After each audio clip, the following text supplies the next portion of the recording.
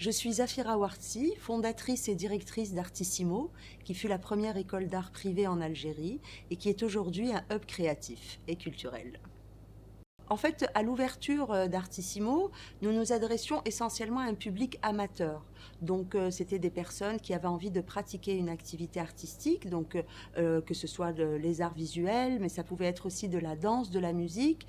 Et ils n'avaient pas forcément la volonté de se développer professionnellement. Donc, du coup, pour valoriser leur progrès, nous-mêmes organisions des expositions ou organisions des spectacles.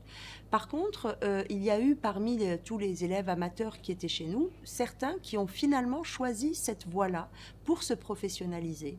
Et donc, ils ont ensuite fréquenté des instituts professionnalisants, donc à l'époque, et sont devenus, pour certains, des plasticiens, ont fait des études parfois des beaux-arts ou des musiciens professionnels.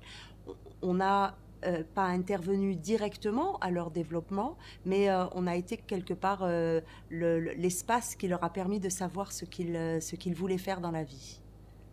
C'était ça notre mission en fait.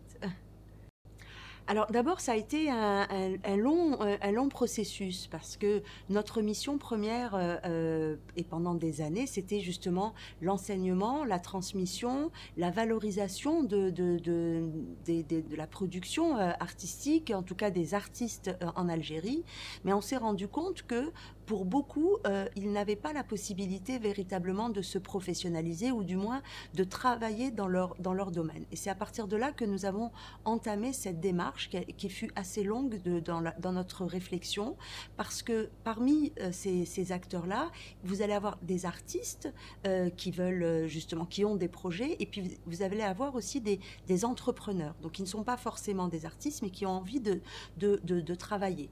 Et du coup, l'approche est quand même différente. Cela nous a mené à quand même, au bout d'un certain temps, et quelque part grâce aussi au Covid, à monter un parcours d'accompagnement, donc qui leur permet d'intégrer la notion entrepreneuriale, la notion business, mais en même temps, tout en respectant aussi leur volonté, parce que tous les artistes ne veulent pas créer des entreprises.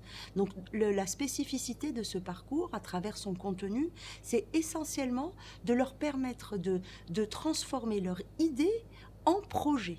Et ce projet-là n'est pas nécessairement entrepreneurial. Il peut être un projet artistique. Et du coup, dans ce parcours-là, il y a aussi une part un peu de personnalisation des besoins de ces artistes-là.